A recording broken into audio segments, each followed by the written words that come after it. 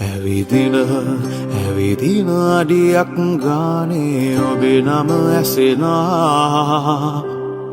එළඹෙන මොහොතක් ගානේ නුඹෙරුව මැවෙනා බවුගුණ තවරා සිප්කිරි කටගා ඔබේ ගුණ කඳු මහිමය අපට අපේ ලෝකයේ දොර ඇරියා පනට පන දෙනා හතට හද දෙනා සදානම දිනා එකම එක නමයි දන නමා වන්දේ සරද නාලන්ද